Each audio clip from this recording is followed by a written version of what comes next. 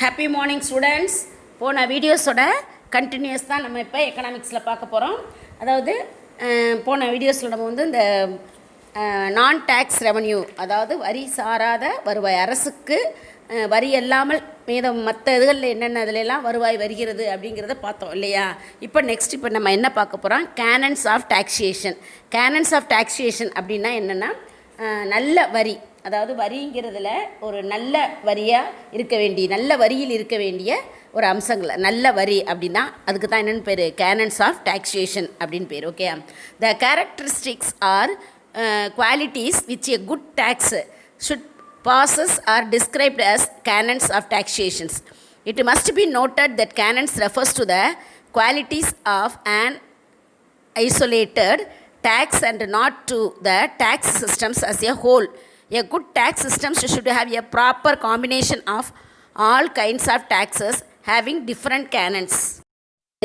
ஒரு நல்ல டேக்ஸ், ஒரு நல்ல டேக்ஸில் இருக்க வேண்டிய கேரக்டரிஸ்டிக்ஸ், அம்சங்கள் மற்றும் அதனுடைய குவாலிட்டிஸ், தன்மைகள். ஓகேயா, அந்த தன்மைகள் பற்றி தான், அந்த தன்மைகளை வந்து நம்ம என்னென்னு சொல்கிறோம், அந்த நல்ல கேரக்டரிஸ்டிக்ஸ், தன்மைகள், நல்ல அம்சங்கள், நல்ல தன்மைகள், அதைத்தான் என்னென்னு சொல்கிறோம், கேனன்ஸ் ஆஃப் டாக்ஸேஷன்ஸ் அப்படின்னு பேர். அதாவது புனித விதிகள் அப்படின்னு அர்த்தம். ஓகே, அதை தான் நம்ம என்னென்னு சொல்கிறோம், கேனன்ஸ் ஆஃப் டாக்ஸேஷன் அப்படின்னு சொல்லப்படுகிறது.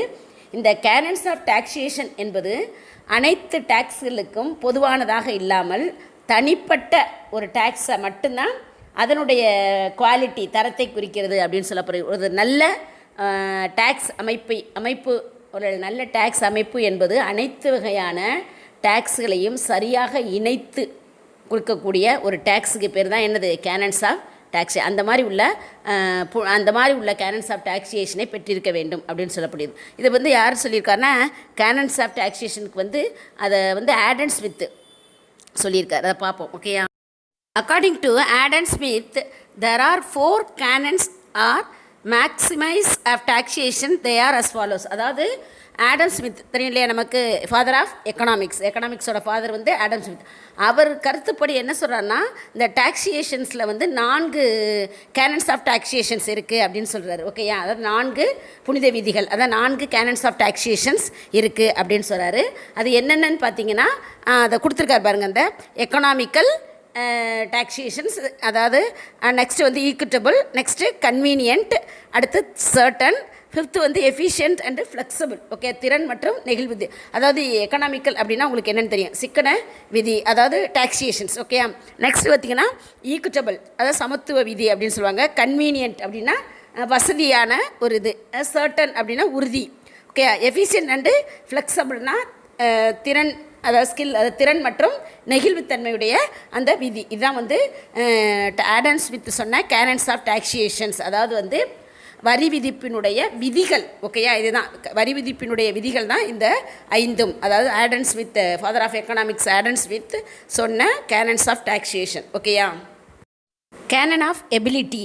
The government should impose tax in such a way that the people have to pay taxes according to their ability. In such case, a rich persons should pay more tax compared to a middle class persons or a poor persons. அதாவது வந்து Canon of ability அப்படின்னா செலுத்தும் திறன்.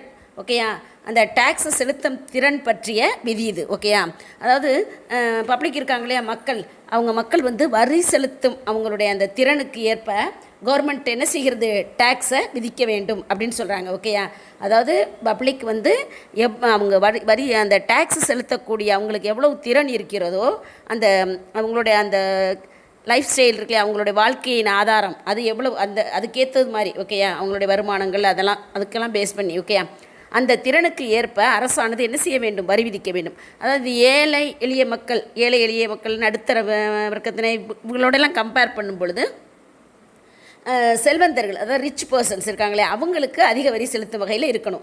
இவங்க அந்த ஏழை மக்களோ நடுத்தர வகுப்பினர்களோ அவங்களுக்கெல்லாம் வந்து அவங்களோட கம்பேர் பண்ணையில் அதிகபட்சமாக யாருக்கு டேக்ஸ் விதிக்க வேண்டும், ரிச் பர்சனுக்கு விதிக்க வேண்டும். அதுதான் வந்து கேனன் ஆஃப் எபிலிட்டி, அதாவது செலுத்தக்கூடிய திறன் பற்றிய விதி அப்படின்னு சொல்லப்படுகிறது. ஓகேயா, நெக்ஸ்ட் பார்த்திங்கன்னா canon of certainty. the government must ensure that there is no uncertainty regarding the rate of tax or the time of payment. If the government collect taxes arbitrarily, then these will adversely affect the efficiency of the people and their working ability to. அதாவது வந்து இந்த rate of tax, அதாவது வரி வீதம், okay, அந்த rate of tax or time of payment, அதாவது செலுத்தக்கூடிய காலம், அதாவது rate of tax or time of payment, அதாவது வரி வீதம் அல்லது செலுத்தும் காலம், இது குறித்து ஒரு நிச்சயமற்ற தன்மை, ஓகேயா, அதாவது நிச்சயமற்ற தன்மை இல்லாத வகையில் வந்து அரசு வந்து டேக்ஸை வந்து விதிக்க வேண்டும் அப்படின்னு சொல்லப்படுது. அதாவது நிச்சயத்தன்மை இல்லாத வகையில், நல்லா தெரிஞ்சுக்க, அதான் வந்து கேனன் ஆஃப் சர்டனிட்டி, அதான் நிச்சயத்தன்மை இல்லாத நிலையில் வந்து வகையில் வந்து இந்த அரசு வந்து கவர்மெண்ட் என்ன செய்யணும், டேக்ஸை விதிக்க வேண்டும் அப்படின்னு சொல்லப்படுது. மேலும் வந்து அதனுடைய வண்ணம் உறுதிப்படுத்த வேண்டும், ஓகேயா, இது எவ்வளவு என்ன அப்படிங்கிறத. மேலும் அரசினுடைய தன் போக்கிற்கு அந்த டேக்ஸை வந்து விதித்தால் அது மக்களினுடைய அந்த டைம் ஆஃப் பேமெண்ட், அந்த டைம் செலுத்தக்கூடிய திறன் இருக்கு இல்லையா, அந்த செலுத்தக்கூடிய திறன் மற்றும் அவங்களுடைய அந்த காலம், செலுத்தும் காலம், மேலும் அது வந்து அந்த வேலை செய்யும் திறனையும் பாதிக்கும் அப்படிங்கிறாங்க, ஓகேயா. அதாவது மக்கள்கிட்ட வந்து அரசு வந்து தன் போக்கில் வந்து டேக்ஸை வந்து விதித்தால் மக்கள் வந்து அதை பே பண்ணணும் இல்லையா, அந்த செலுத்தக்கூடிய திறன், அந்த செலுத்தக்கூடிய திறன் அப்படிங்கிறது அவங்கள வந்து வேலை செய்யும் திறனையும் பாதிக்கும் அப்படின்னு சொல்லப்படுகிறது, ஓகேயா. கேனன் ஆஃப் கன்வீனியன்ஸ், அதாவது கன்வீனியன்ஸ் அப்படின்னா வசதி, அதாவது இந்த கேனன் ஆஃப் கன்வீனியன்ஸ்னால் வசதி விதி அப்படின்னு அர்த்தம், okay. The method of tax collection and the timing of the tax payment should the convenience of the people. The government should make convenient arrangement for all the tax payers to pay the taxes without difficulty. அதாவது வந்து இந்த tax இருக்கு இல்லையா, டேக்ஸை வசூலிக்கக்கூடிய அந்த முறை மற்றும் அந்த பே பண்ணக்கூடிய அந்த டைம் ஆஃப் பேமெண்ட்டு, வரி செலுத்தக்கூடிய அந்த காலம், அது வந்து மக்கள் இருக்காங்களே, மக்களினுடைய அந்த வசதிக்கு ஏற்ப அமைய வேண்டும் அப்படின்னு சொல்லப்படுகிறது. மேலும் அந்த டேக்ஸ் செலுத்துவோர்கள் அந்த டேக்ஸ் சிரமமின்றி அவங்க செலுத்தணும். ஒரு டேக்ஸ் கட்டுறாங்கன்னா அதான் வந்து கன்வீனியன்ஸ் அப்படிங்கிறது, வசதி விதி அப்படின்னு சொல்லப்படுகிறது. அதாவது வரி வசூலிக்கிறது முறை மற்றும் அந்த வரியை செலுத்துகின்ற காலம் மக்களுக்கு வந்து அவங்க வசதிக்கேற்ப அமைய வேண்டும். மேலும் வரி செலுத்துவோர் வந்து என்ன செய்யணும், அந்த வரியை வந்து சிரமமின்றி செலுத்தும் வண்ணம் அவங்களுக்கு ஒரு வசதியான ஏற்பாட்டை செய்ய வேண்டும் அரசு, ஓகேயா. இதுதான் வந்து கேனன் ஆஃப் கன்வீனியன்ஸ் அப்படின்னு சொல்லப்படுகிறது, ஓகேயா. Next canon of economy. Canon of economy அப்படின்னா என்னன்னு பார்த்தீங்கன்னா, இந்த சிக்கனம், அப்படி எக்கனாமிக்னாலே சிக்கனம் தான், உங்களையா எக்கனாமிக்கலாக நம்ம அப்படிங்கிற முடியா, அது மாதிரி சிக்கனம் அப்படின்னு அர்த்தம், ஓகேயா. The government has to spend money for collecting taxes. For example, salaries are given to the persons who are responsible for collecting taxes. The taxes where collection cost are more are considered as a bad taxes. Hence, according to Smith, the government should impose only those taxes whose collections cost are very less and cheap. Government டேக்ஸை வசூலிப்பதற்கு அந்த பணம் அப்படிங்கிறது செலவிடுகிறாங்க இல்லையா, அரசு வரிகளை வசூலிப்பதற்காக பணம் செலவிடுகிறது. உதாரணமாக இந்த டேக்ஸை வந்து வசூலிப்பவர்களுக்கு சம்பளம் வழங்கப்படுகிறது.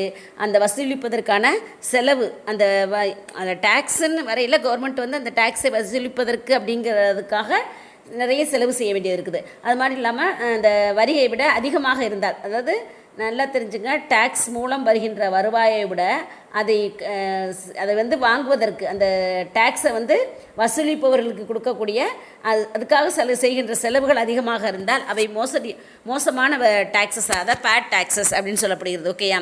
எனவே வந்து ஆடம் ஸ்மித் என்ன சொல்கிறாருன்னா, அவருடைய கருத்துப்படி இந்த நம்ம வசூலிக்கிறோம்லே அந்த டேக்ஸ், அது வந்து நிச்சயம் வந்து அந்த டேக்ஸை விட செலவுகள் குறைவாக இருக்கணும். அந்த வருகின்ற டேக்ஸ் வரியை விட செலவுகள் குறைவாக இருக்கும். அந்த வரிகளை மட்டுமே அரசு விதிக்க வேண்டும் அப்படின்னு சொல்கிற, ஓகேயா. அதான் வந்து கேனன் ஆஃப் எக்கனாமி அப்படின்னு சொல்லப்படுகிறது, ஓகேயா. நெக்ஸ்ட்டு நம்ம direct tax or indirect tax. Direct டேக்ஸ்னால் நேர்முக வரி, இன்டைரக்ட் டேக்ஸ்னால் மறைமுக வரி, ஓகேயா. அதான் நம்ம இப்போ பார்க்க போகிறோம். ஃபஸ்ட்டு வந்து direct tax. The direct tax is referred to as a tax levied on persons income and wealth and is paid directly to the government. The burden of such tax cannot be shifted. The tax is progressive in nature. It is levied according to the paying capacity of the persons. The tax is collected more from the rich and less from poor people. Tax என்பது வந்து ஒரு persons வந்து அவர் வந்து அவருடைய வருமானம் மற்றும் அந்த wealth செல்வம் இல்லையா அதன் மீது விதிக்கப்பட்டு அவர் அரசுக்கு டைரெக்டாக டேக்ஸ் செலுத்தினார்னா அதற்கு பேர் என்னது டைரக்ட் டேக்ஸ் அப்படின்னு பேர். ஓகே, இந்த டைரக்ட் டேக்ஸினுடைய பேர்டன் இருக்குல்ல சுமையை பிறருக்கு மாற்ற முடியாது. நல்லா தெரிஞ்சுங்க, இந்த டைரக்ட் டேக்ஸ் வந்து எந்த பர்சன்ஸ் மேலே விதிக்கப்படுதோ அந்த பர்சன் தான் கட்டணும். அதனால் இந்த இந்த டைரக்ட் டேக்ஸை பொறுத்தவரை இந்த பேர்டனை வந்து அடுத்தவங்க மேலே இதை என்ன செய்ய முடியாது, மாற்ற இயலாது.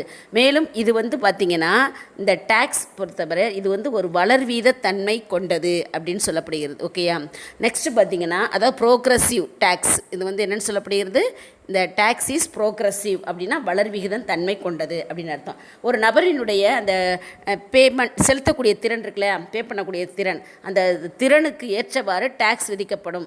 அதான் வந்து டைரக்ட் டேக்ஸ் அப்படிங்கிறது. அதாவது வந்து பணக்காரர்களிடமிருந்து அதிகமான வரியும் அந்த மற்ற புவர் பீப்புள், அதாவது அதான் சொல்லியிருக்காங்க பாருங்கள், ரிச் பர்சன்ட்லேருந்து அதிகமான வரியும் புவர் பீப்புள்கிட்டருந்து குறைவான வரியும் வசூலிக்கப்படும். அதுதான் டைரக்ட் டேக்ஸ் அப்படின்னு சொல்லப்படுகிறது. ஓகேயா, the plans and policies of the direct taxes are being recommended by the Central Board of Direct Tax, which is under the Ministry of Finance, Government of India.